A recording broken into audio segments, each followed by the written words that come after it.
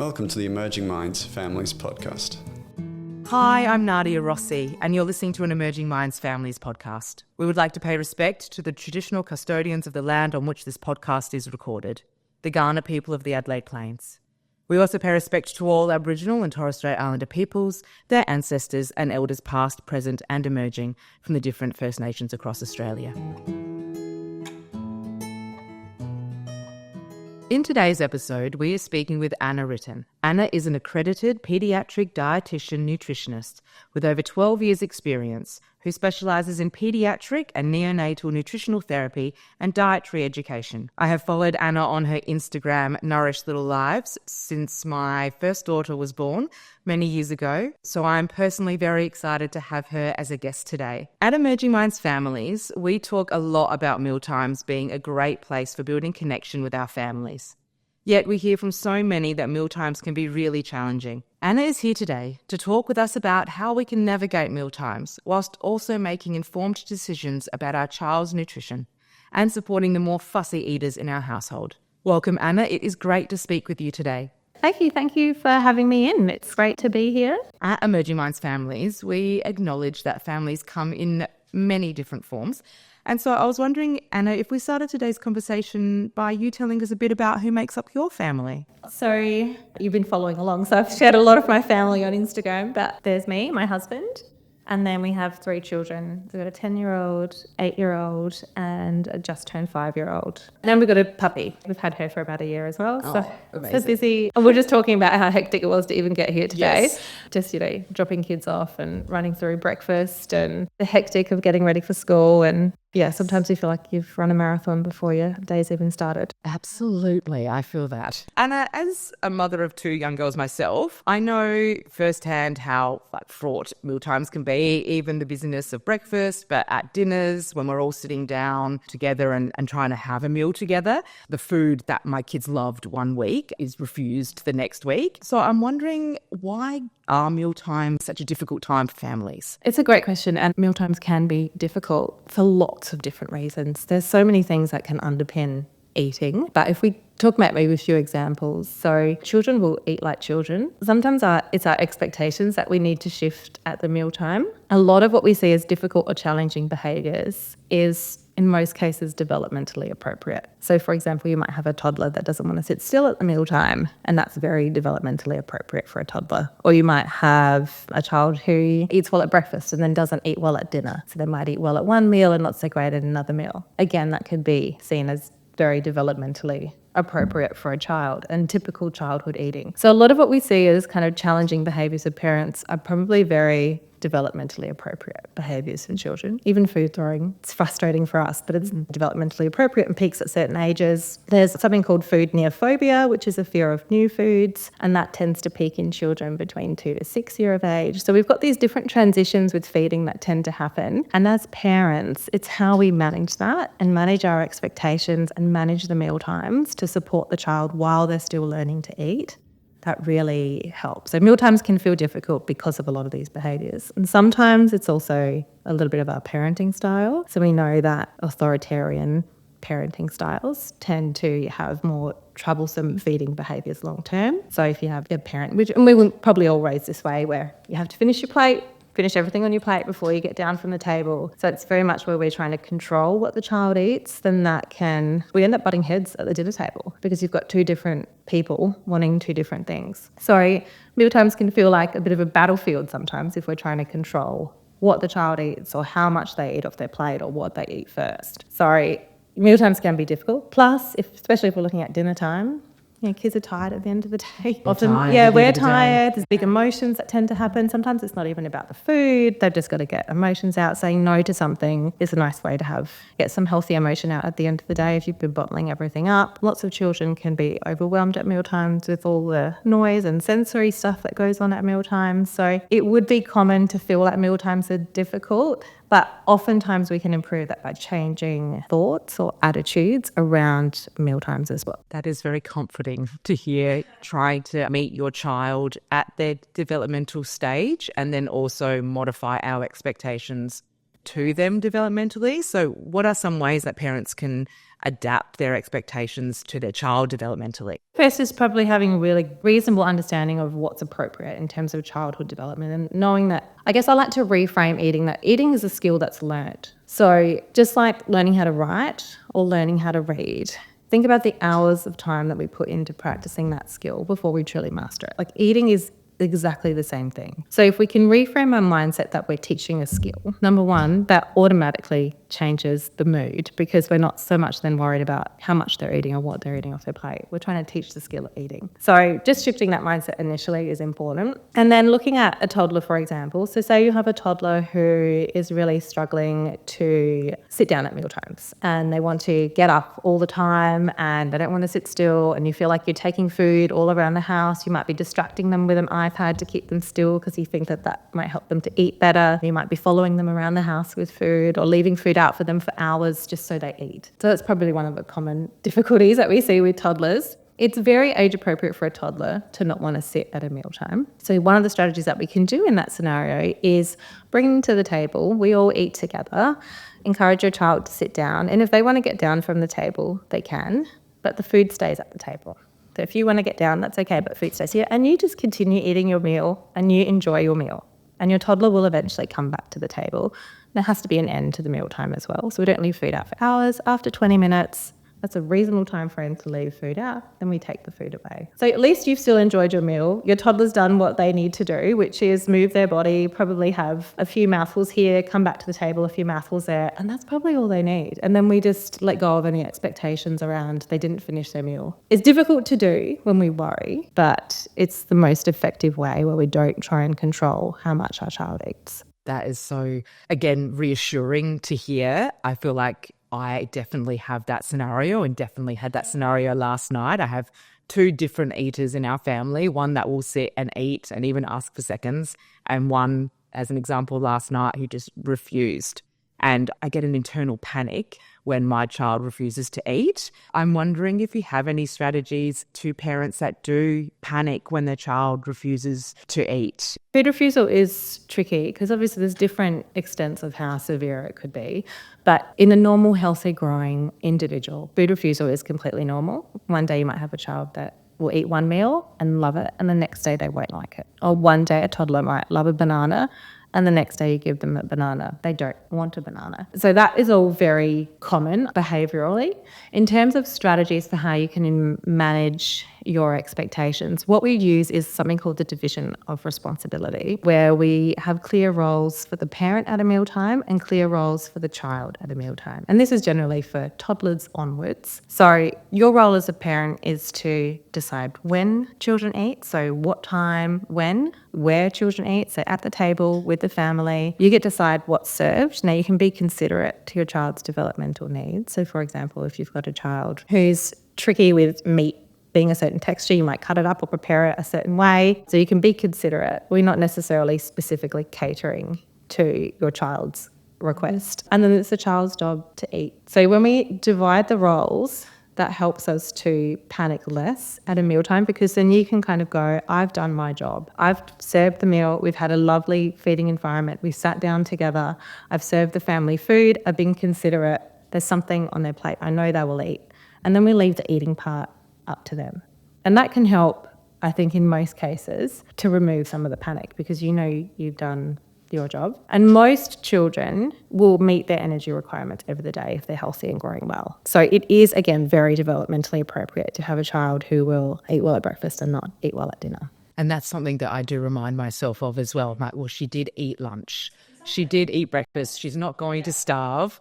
It's just this moment in time. Yeah, it's just this one meal. One meal that she's up and running around, and you just kind of like bring yourself down and take a deep breath. It's just this particular time where she's not interested, and we can start again tomorrow. Exactly. And one of the things too is look at intake over a week, not meal by meal. So over the week, are they eating reasonably well? Are they joining you at meal times? Rather than just focusing on that one meal, think about it over a week, especially for toddlers and small children. That can be very unpredictable as well. The other strategy is, because sometimes if we look at dinner specifically, that tends to be where we're doing the veggies, the meat, the proteins. Like they're more difficult, challenging foods also at the end of the day when they're tired. So if you are a little bit concerned about your child's nutrition intake, it's useful to make sure that all their meals have a spread of nutrients. So we're not just relying on the dinner time just to get your veggies in. Serve veggies at afternoon tea, serve veggies at lunchtime, serve fruit and vegetables at morning tea, for example. So we're spreading that intake out over the day rather than just kind of waiting till the end of the day to serve your protein and your traditional type meal. That is some great advice. How can it support a child's mental health and well-being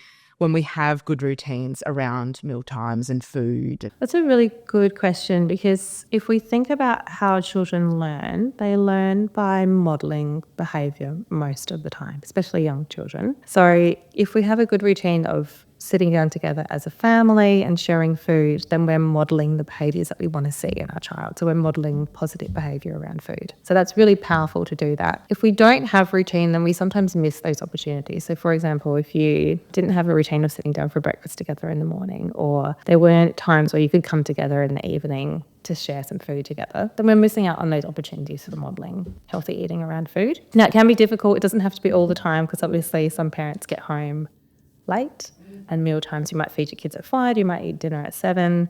That's a very typical scenario. That is also okay to do that. Sharing food together and food modelling doesn't have to be just at dinner. It could be at breakfast, or you can find moments where you can share a meal together. And the other thing to consider too is that the evidence shows it doesn't need to be every day. So just 3 times a week sharing food together is enough to build a positive relationship around food and meal times. And the mealtime routine itself works well because it helps children to actually regulate and learn how to eat. So food isn't available 24/7 all the time. We need to teach children how to eat well by giving them a routine. And children feel safe when there's a routine. They know when the next meal is coming, rather than being kind of quite unpredictable. The other thing that's useful is if you think about a toddler, if we wait to the point where they're really hungry, like if we're waiting for them to display that they're hungry, it's usually you have a meltdown. Right, we're trying to avoid that.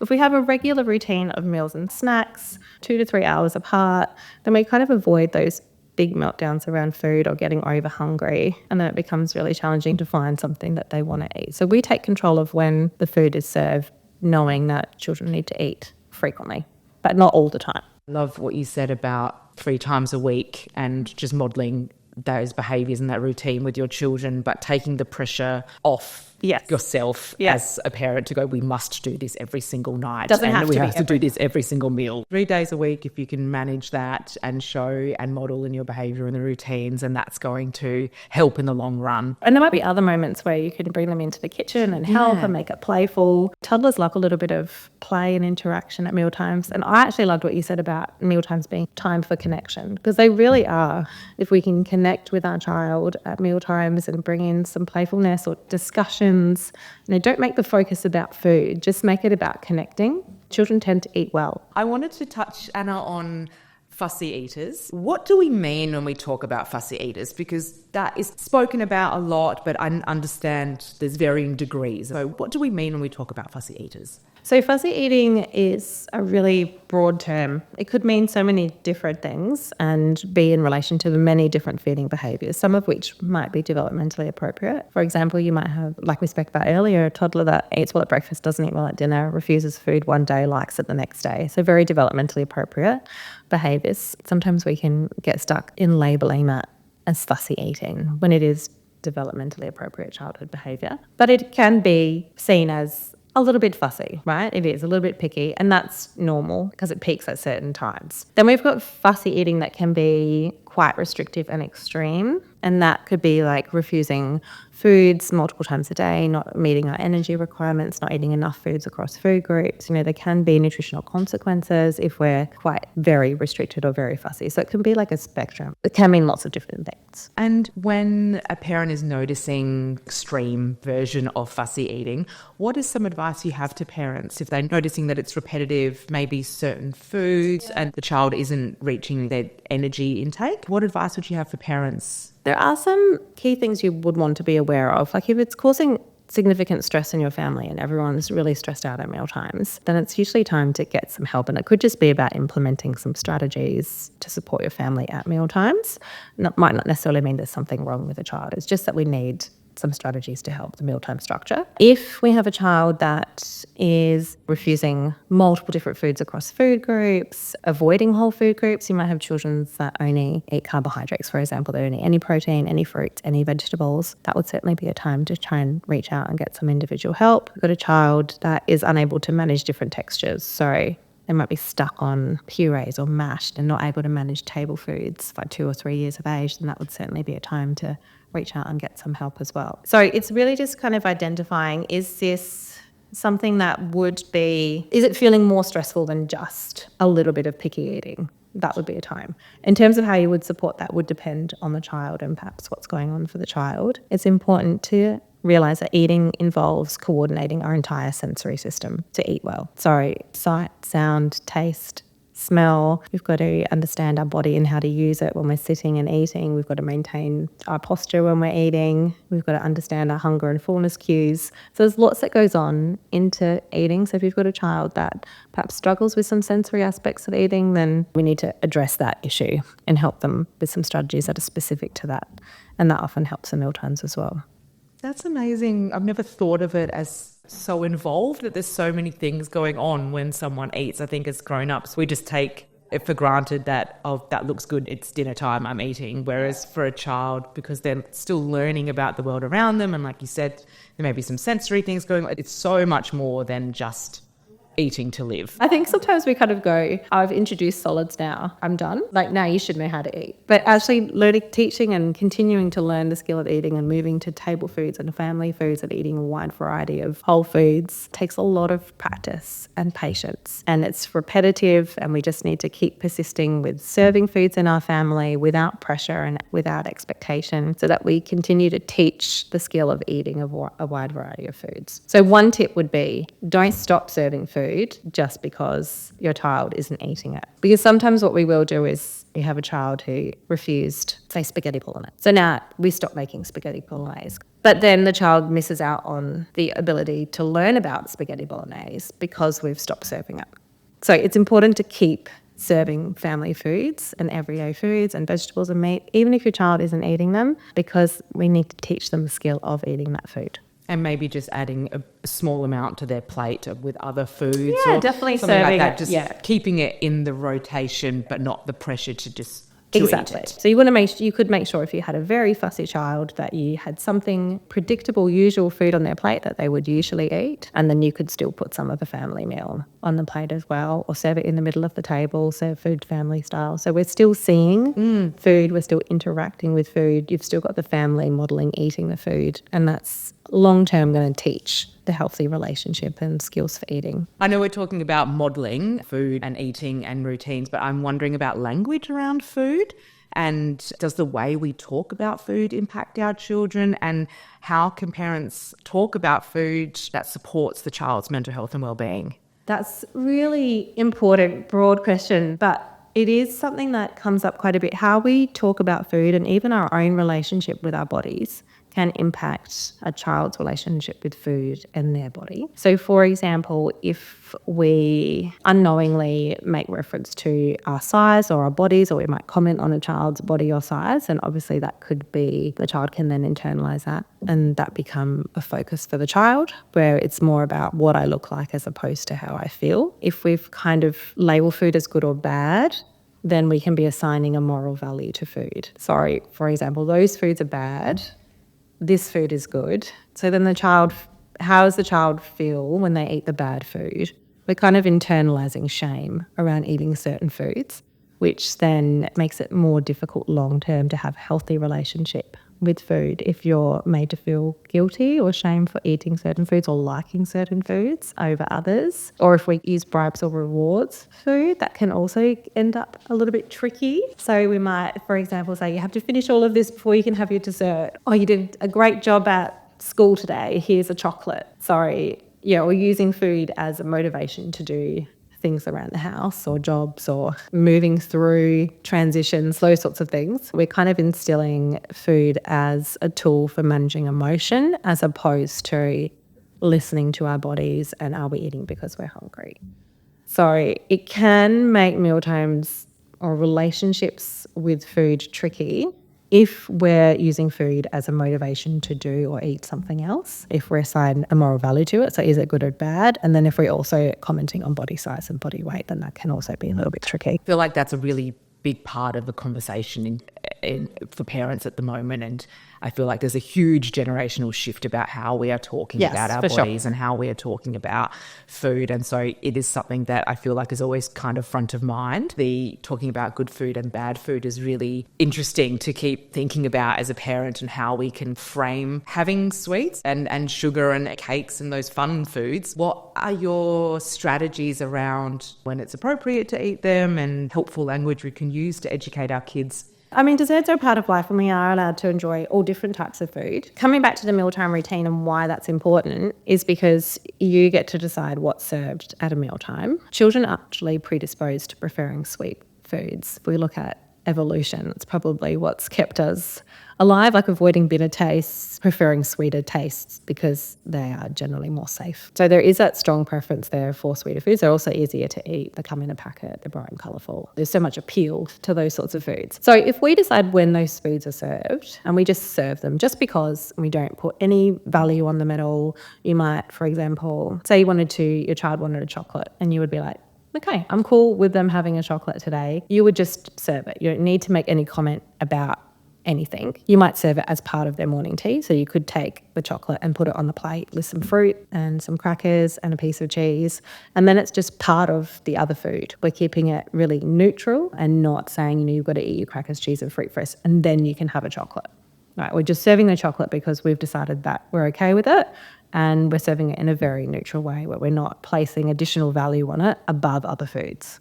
I think the word neutral is really important. Keeping it like a normal conversation and normal language around it is so great for parents to keep in mind when they're kind of met with that or with the sweet request. And look, children will request sweets all the time. Yeah. That's what they do. They will test boundaries all the time. And it's okay to say no sometimes. We just don't need to over-explain that. We don't need to say those foods are bad, we're not eating those. Or we don't need to make a big deal about, oh my gosh, why you keep asking me for sweets all the time? We don't need to instill kind of shame in asking. We can just say, oh, you want a chocolate? That's not on the menu today, but we can have a chocolate tomorrow after school with our afternoon tea. So just keep it really focused on neutrality rather than good or bad. And Anna, when we're talking about food and nutrition and I guess educating our children around it, what are some ways that we can do that? I'm thinking about like getting your children involved in prepping food or cooking meals at mealtime, and what age can we start getting our children involved in nutrition and understanding what it takes to make a meal and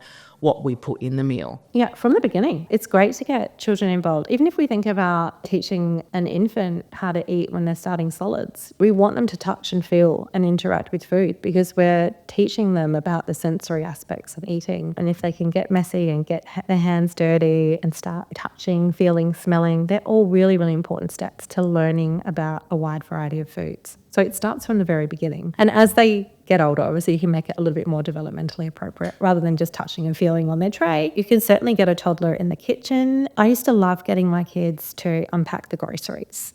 So we'd come home with our groceries and we'd wash the fruit and vegetables. I'd give everything a little bath and then put it in the fridge, and we'd talk about the food and the colour and what it could taste like, because we're always teaching about food. And the more they can touch, feel and interact in a really low pressure way, because there's no expectations to eat at those times, right? They can actually absorb the information and learn about the food because they're not feeling any pressure. So doing it away from mealtime is really, really useful. And then as kids get older, you can certainly get them in the kitchen, cooking, prepping. I know my son now will get up and make scrambled eggs or make pancakes for everyone and make smoothies. So it's really, really important to get your kids involved. I think some of my best memories are cooking with my nonna when I was little and learning how to put ingredients together and also seeing what goes into food as well. As parents, we worry about the nutrition that goes into food and what our children eat and ways of getting vegetables into meals. Is that a strategy that parents can do, like putting vegetables in a spaghetti bolognese or something like that? Or do you think it's better to just have the vegetables out on the plate. If we're worried about our child's nutrition, what are some strategies around that? I think you can do both. Yeah. Yeah. It's definitely fine to serve vegetables in food. A, because they're going to eat it that way. And it's easier to eat a vegetable if it tastes good. So carrot in bolognese with zucchini is going to probably taste better than carrot and zucchini on its own. So it's completely fine to mix vegetables in with food. But we also need to teach about the food as well. So do both. Get them in the kitchen, say this has got carrot in it. And if they do want to try a little bit of carrot on their own, that's also great. But otherwise, it's okay to like foods in certain ways because that's how it tastes good. I learned a lot of advice out there is, no, they don't hide veggies. It's not necessarily about hiding vegetables in a food. You can be honest about it being in there. But it is about being realistic that you're learning to eat vegetables which are bitter, and children have more taste buds than adults do. So the taste is way more intense for a child than it is for an adult. It's okay to just like your veggies mixed in with something while you're still learning about eating them on their own. I never knew that about the taste buds. Yeah. It's so interesting. Yeah, so for children, it's a way more intense bitterness because they have more taste buds. So something like broccoli to us probably doesn't taste that bad. Yeah. But for a child, it's super bitter. Anna, I wanted to talk about snacks. Oh, yeah. Because I feel like my kids just want a snack all day long. Yeah. They will ask for snacks. And it can feel overwhelming when you're trying to do things or when you feel like, surely you have eaten all day long. How can parents manage the constant request for snacks but respond in supportive ways and create that balance throughout the day? It's a really important question because it's probably something that I see come up quite a bit as well in like Instagram. Like, what do I do about snacks? And yeah, they're asking for snacks all the time and they graze all day and they don't eat at meal times. So it's really important to have some boundaries around when snacks are available and when they're not available. And that is because food it is available all the time, but we can't eat all the time. We know that will impact our nutrition intake over the day. So, for example, if we're constantly grazing on snack food through the day and then not eating at meal times, and we're missing out on key nutrients by doing that. So from a nutritional perspective, it's not ideal. We're also constantly then exposing the teeth to food throughout the day by grazing all day as well. So the way to manage that is to be really confident that you can have a planned snack and then it's okay to wait. It's okay to wait till the next mealtime. Now, when you've got a toddler or even an older preschool child, teaching waiting for the next mealtime is okay. A little bit of hunger is not an emergency.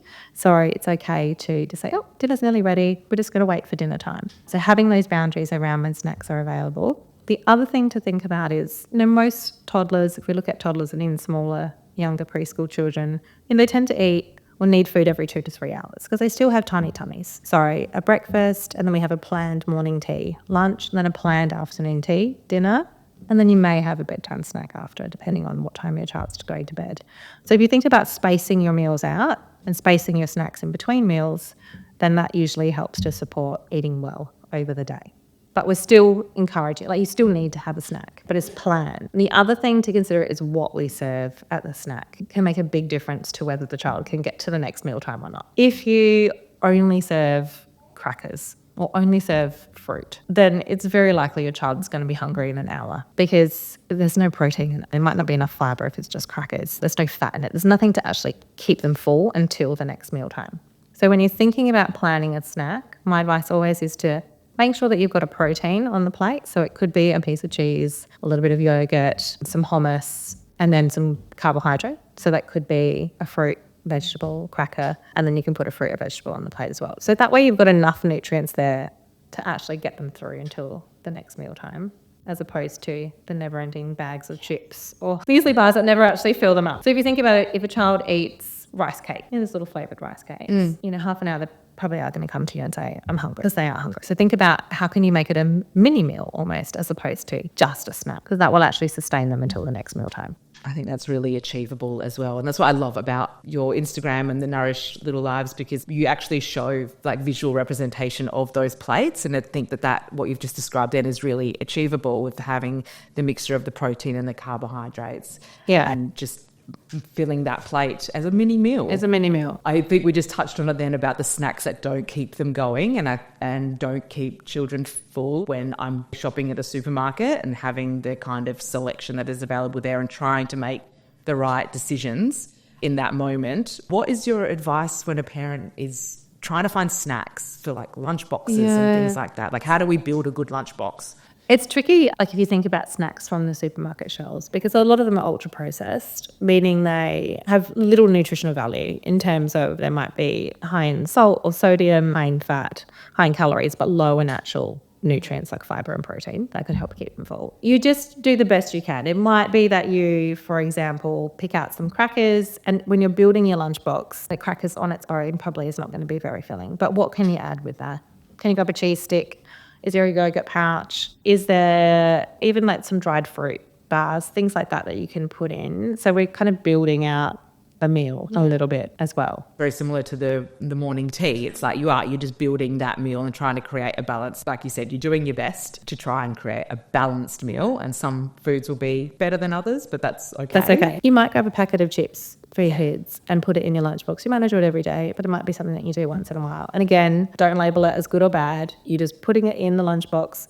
It's a very neutral way to do it because you're then serving it with a sandwich, with some fruit, with some vegetables. You might have the cheese yogurt in there as well. So it's okay to do that. Just think about over the day, I guess, making sure that we're getting that spread of nutrients is the key. And then you can have the fun stuff with it. That's such a great way to shift this perspective as a parent, to think of it as over the day. I know we touched on it before, but it's really something that's resonating with me right now, and potentially will with our listeners. It's thinking about it. It's an over the day, over the week. Yes, exactly. Anna, thank you so much for joining us. I just wanted to end on, if there is one thing you could leave our listeners with from today's conversation, what would that be? It would be that children will eat like children, and that eating is a skill that we teach, and we need to allow children to learn and have patience and have lots of practice to actually learn that skill. So it's really just about shifting our perspective and having some tolerance for some of the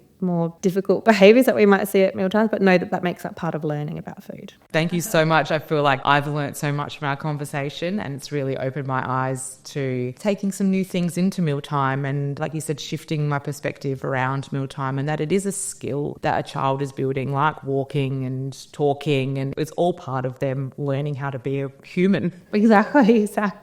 And just keep modelling eating with your child and keep doing the things that you want them to do. It's really, really powerful to kind of show your child and just interact with food and enjoy food. Thank you, Anna. Thank you so much for joining us. Thank you for having me. Thank you. And thank you to our listeners for joining us. If you would like to keep up to date with our latest conversations, we'd love it if you like and subscribed to our Emerging Minds Families podcast channel. You can also find us on Instagram at Emerging Minds AU or Facebook at Emerging Minds Families.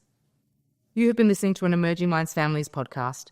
If anything spoken about in today's podcast has been distressing for you, or you find yourself struggling, please reach out for help. You can call Lifeline on 13 11 14, or more resources for support can be found in our show notes.